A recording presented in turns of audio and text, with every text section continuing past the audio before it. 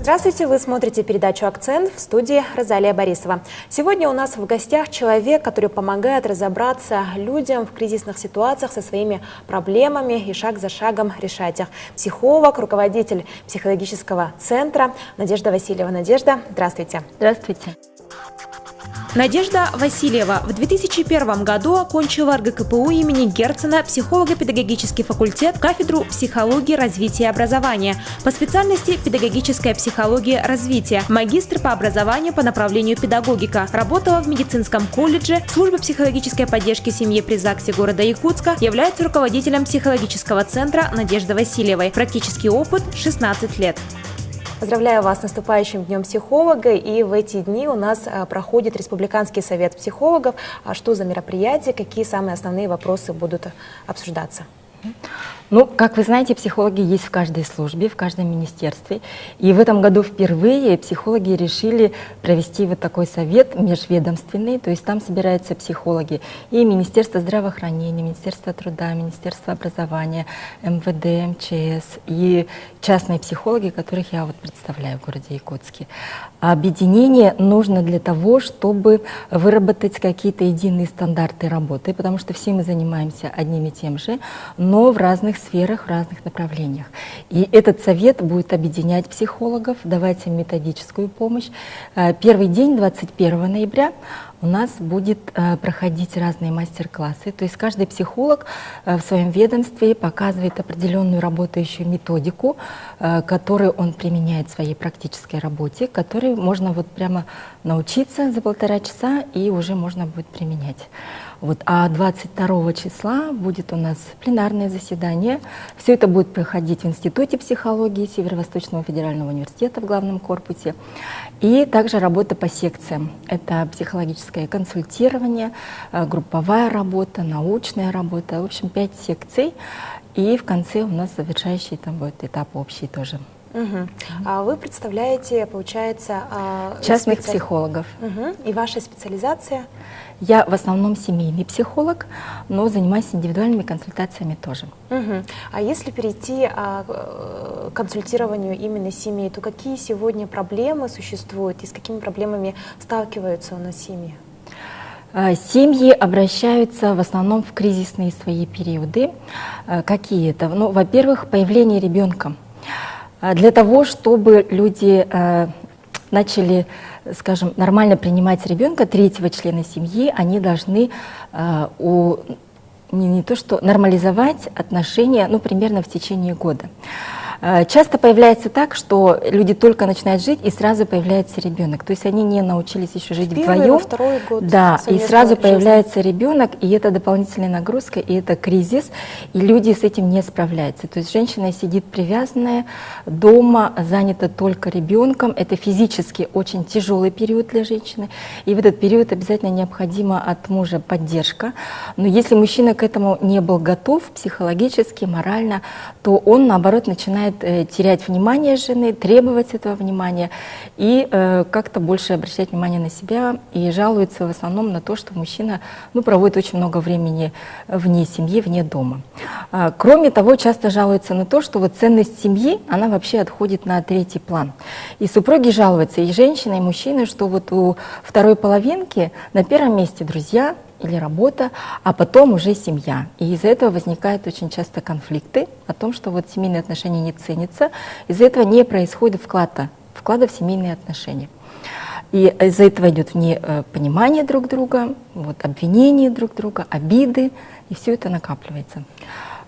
Еще очень такая глобальная проблема, наверное, которую я бы хотела прямо отдельно сказать, что почему-то у нас, ну не только, наверное, у нас, вообще по всей России, может даже во многих странах, как-то есть негласное согласие со свободными отношениями. То есть люди, находясь в браке, они почему-то считают, что ничего плохого нету в том, что завести какую-то интрижку на стороне. И вот с изменами очень много, вот на втором месте, наверное, обращаются именно по поводу измен. И после измены, конечно, не все семьи переживают это. Некоторым удается сохранить семью, а некоторые идут из-за этого к разводу. Вот. И всего лишь из-за того, что вот именно ценности такие, что считается, что это в порядке вещей, нормально. Вот. А все-таки есть такая неготовность молодых людей создавать семью и вообще как жить в семье. Очень жалко, что в школе этому не учат тому, как это быть супругом, как это быть родителем, потому что это очень важные такие знания. А люди, создавая семью, психологически остаются детьми. То есть они хотят развлекаться, они хотят там гулять, они хотят удовлетворять только свои потребности, они не готовы брать на себя ответственность за семью, за другого человека, за ребенка. И вот это тоже такая распространенная проблема. С детьми часто обращаются. Приводят ребенка, говорят, с моим ребенком что-то не так, пожалуйста, исправьте его, а я в коридоре подожду. Я говорю, нет, у нас семейная консультация. Как раз-таки, да, к все психологам вместе, обращаются, потому как что так называемым. У ребенка не может быть отдельная проблема от родителей. То есть каждая проблема ребенка – это проблема отношений его с родителем. Это отражение. Ребенок всегда выражает ярко, отражает то, что в него вкладывают родители. И если с ним что-то не так, значит, тут надо смотреть именно отношения. Поэтому я всегда детей не принимаю отдельно от родителей, только вместе с мамой, с папой желательно. Ну вот с кем он проживает, желательно, чтобы они все вместе пришли, и все вместе мы разбираемся. Кто что делает, кто правильно что-то делает, кто неправильно что-то делает, и что с этим можно сделать, как это можно исправить. Всегда ли это может быть из-за недостатка общения между ребенком и родителями? Ну, проблемы разные бывают, не только недостаток. Сейчас ведь все заняты тем, что вот работают, зарабатывают деньги на лучшую жизнь. Да, все этим заняты. И ребенку важно не только... Мы не можем проводить 24 часа с ребенком, при всем желании, при всей любви. Так же? И всегда ребенок ходит и в садик, и в школу, и занимается еще какими-то дополнительными занятиями. И ребенок также нагружен с утра до вечера. И то есть мы не можем физически проводить с ним вот столько времени и все время общаться с ним. Что ребенку важно? Важно, чтобы он получал любовь. Что такое любовь? Она имеет разные проявления. К сожалению, в последнее время родители считают, что любовь — это материальная. Вот я тебе купила планшет, iPhone, я тебя люблю таким образом, да? И что тебе еще надо? Вот у него все есть, а он какой-то не такой, говорят они. А на самом деле любовь — это не материальная вещь, да? Любовь — это улыбки, любовь — это поцелуи, любовь — это выражение доверия, это выражение уважения, это говорить о том, что ты значимый для меня, я очень рада тебе каждое утро, каждый вечер, да? И это даже просто посмотреть и погладить ребенка по голове — это выражение любви. То есть ребенку зачастую не хватает именно любви. Из-за этого часто возникают проблемы. И это можно, то есть это не требует каких-то очень больших усилий. То есть ребенок это чувствует на уровне эмоций, да, на уровне энергии. Если это есть, да, то ребенок это чувствует. А если родитель занят больше собственной жизнью, своими проблемами, да, и на ребенка у него не остается времени, конечно, ребенок это тоже чувствует и выражает в своем поведении. Существует мнение, что вот обращаются к психологам, и, конечно, большинство, наверное, считает, что психолог, он полностью расставит все по полочкам и даст вот такой какой-то совет, направление, вот двигайтесь в таком-то направлении, и все ваши проблемы решатся. Как понять, что вам пора к психологу, и понимает ли сегодня население, в чем заключается работа психолога? Ну, наверное, не все понимают, да, и не совсем, потому что обращений в последнее время стало больше. Уже меньше такого, что я не пойду, я не псих.